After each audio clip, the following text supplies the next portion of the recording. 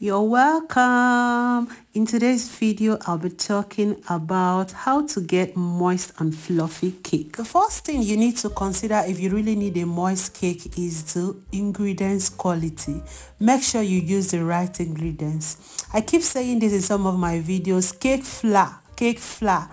All-purpose flour and plain flour are not cake flour. You can mix with your corn flour to get the local cake flour.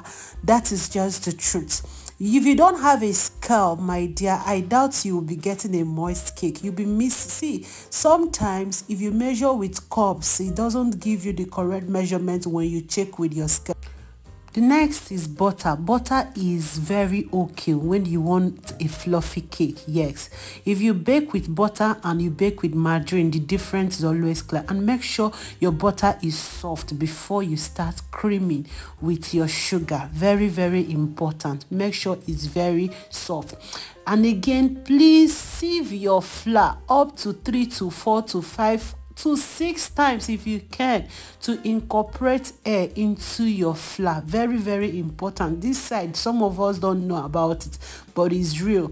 Sieve your flour very, very well. Not only because of dates that you sieve your flour, but to incorporate air into the flour. It helps your cake to be fluffy and moist after baking. If you want to really mix with your hand mixer or stand mixer, it's okay to beat your butter and sugar with your hand mixer or standing mixer. Yes, but I don't like it when people mix their dry ingredients with hand mixer or dry ingredients. Sometimes they over mix. So if you're good at that with your lowest speed, good. But to me, I prefer mixing it without.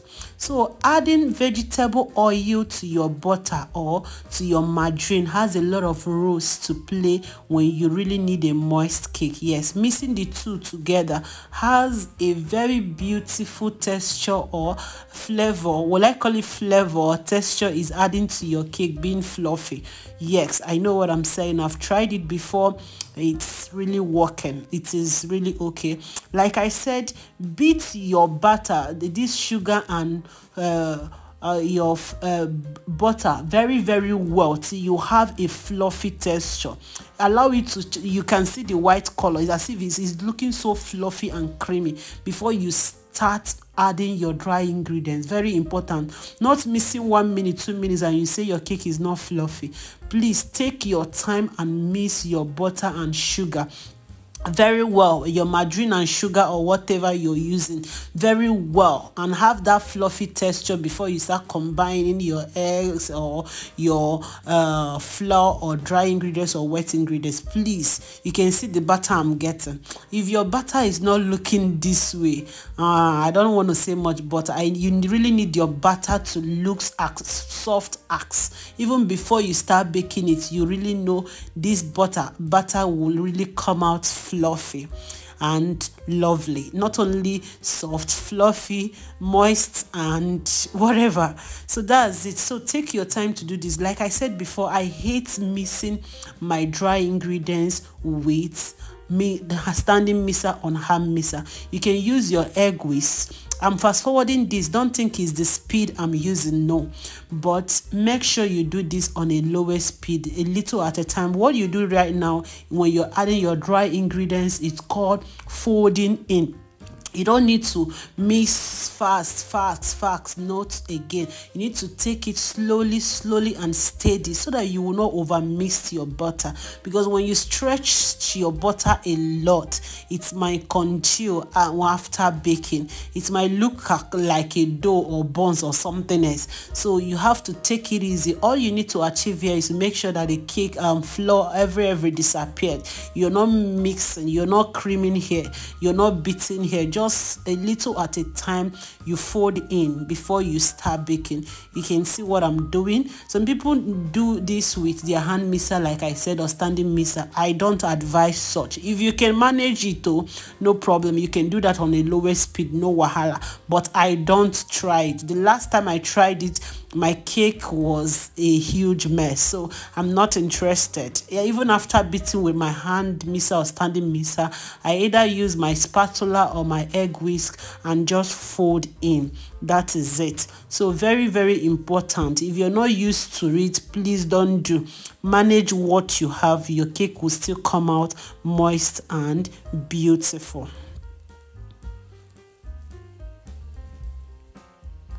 Before you start mixing your dry ingredients, it's important you start preheating your oven. Yes, before you start heating your dry ingredients, preheat your oven something like 15 minutes, 10 minutes before use. When I was in Nigeria, I used more of my local oven, and I always steam bake. Yes, because the local oven, the control, you can't really control it, you control with your head. So just that I'm used to the oven, so I really know how the fire will look like before I leave it, but not the same with normal modern oven. So you have to my modern oven here I always take it to 200 degrees for preheating and take it back to 180 degrees for my normal bake. Immediately I put my cake, I take it back to 180. Very, very important. So it's okay baking 180, 170 degree is very, very degrees is very, very okay. It will come out. For 200 is for preheating. Take it back to 180 when you want to bake. This is my local oven. As you can see, the water, there is water inside these two pans down there for my steam baking. I'll allow it to preheat before I add the cake. Yes. See, you can bake with local oven, you can bake with your top gas. This is my pot. I baked with pot also sometimes. See, this is just the way. Lower it very, very well. If you're baking with local oven, it's very important you lower the heat very, very well.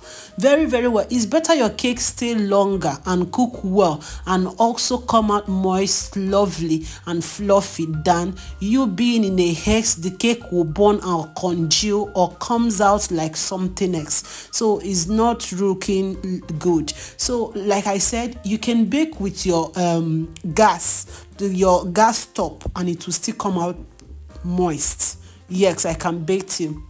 Looking at this video, you will notice I baked with my gas here and also the pot, and both the pot was even looking beautiful, moist more than the oven on. So asking me why, though I steam baked with this in the local oven, it was moist, but I was appreciating the pot on well more than the oven on. I don't know why, but because I lowered the heat very well. So sometimes be conscious of the temperature you are baking in. Look at that, looking so beautiful and moist. So it's good you lower your temperature. You're baking with pot, make sure it's very low. It can stay up to the minutes, no problem. It's better it comes out beautiful than coming out dense or not fluffy at all. That's a bad result. Look at that, looking so beautiful already. You can't believe the cake was already baked with pot.